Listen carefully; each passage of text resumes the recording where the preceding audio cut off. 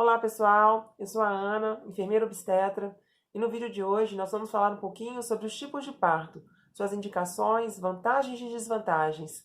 Continue ligado em nosso canal, se ainda não se inscreveu, se inscreva para receber novos conteúdos.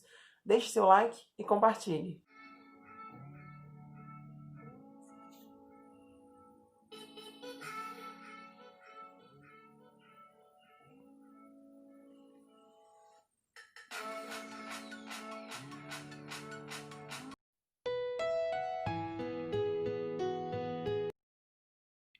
Normal ou cesárea? Qual o melhor? Antigamente, os médicos acreditavam que a cesárea era mais segura que o parto normal, mas isso mudou quando a medicina começou a ser baseada em evidências. Com isso, foi descoberto que a hora do parto não precisaria de tanta assistência médica. Passaram a entender o parto como um processo mais natural e fisiológico, que vai acontecer naturalmente para a maioria das mulheres, sem necessidade de intervir no processo. Na maioria dos casos, o parto vaginal é a maneira mais segura e saudável para o nascimento do bebê. As cesarianas devem ser realizadas somente quando há algum risco para a mãe ou para o bebê. Nos hospitais privados, as taxas de cesariana costumam ser bem maiores. Talvez um dos maiores motivos são o tempo do profissional. Uma cesariana dura aproximadamente 45 minutos, enquanto um parto normal pode durar mais de 8 horas. O parto vaginal pode receber diversas denominações, como parto natural, que caracteriza-se pela ausência de intervenções médicas, como a episiotomia, o uso de fórceps, a indução com ocitocina sintética ou outros medicamentos, como anestesia ou analgesia. O parto humanizado, que é aquele que respeita o protagonismo da mulher. O parto de lótus, onde após o nascimento, o cordão e o bebê são mantidos conectados à placenta até que o cordão se desprenda naturalmente do umbigo, o que geralmente ocorre uma semana depois do parto.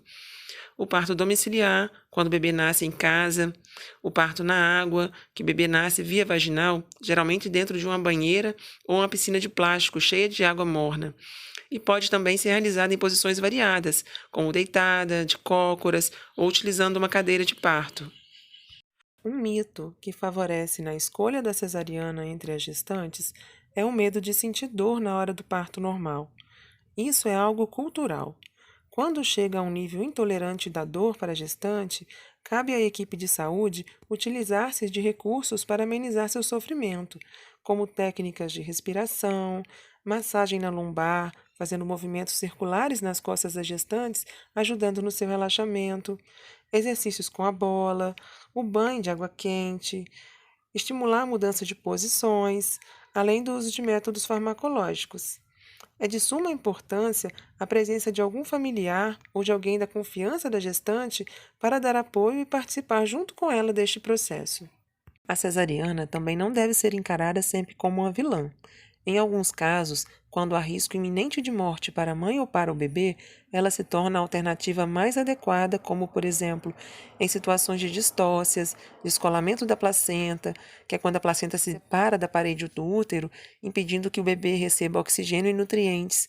Em casos de malformações cardíaca materna, que impeça de fazer esforço no parto normal, em situações de hipertensão, pré-eclâmpsia ou eclâmpsia, em situações de desproporção cefalopélvica, que é quando a pelve materna não é larga o suficiente para permitir a passagem da cabeça do bebê, na apresentação pélvica ou córmica, que é quando o bebezinho está sentado ou transverso, em situações de cesarianas anteriores, que existe um risco maior de ruptura do útero e outras situações especiais.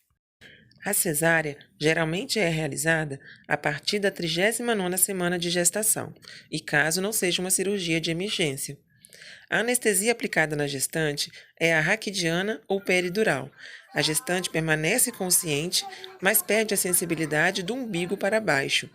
A partir daí, faz-se uma incisão horizontal de cerca de 12 centímetros na região do baixo ventre, logo acima da região púbica, e vai cortando camadas de tecidos e músculos até chegar ao útero. Em seguida, o bebê é retirado, faz-se o corte do cordão umbilical, a limpeza da cavidade uterina e a retirada da placenta. Então inicia-se a sutura, que são os pontos das camadas que foram cortadas. Essa fase é a mais demorada e pode durar cerca de 30 minutos. Após o procedimento, a mulher permanece por algum tempo na sala de recuperação pós-anestésica para avaliação dos sinais vitais e sangramento, e depois é encaminhada ao quarto ou alojamento conjunto, onde permanecerá internada, em média, por um período de 48 horas após o parto. Atualmente, a cesariana é considerada um procedimento seguro. Os cuidados com o pós-operatório da cesariana se assemelham com o das outras cirurgias de grande porte. O tempo de recuperação total da cirurgia varia de mulher para mulher, mas a média é de 6 semanas. É muito importante que, especialmente no período de resguardo, que é aqueles 40 dias imediatos após o parto, seja respeitado pela mulher para evitar complicações.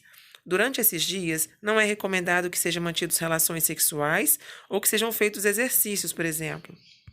Além disso, é muito importante que a mãe possa repousar o máximo de tempo possível, visto que os cuidados com o recém-nascido e o período de adaptação podem ser bastante extenuantes.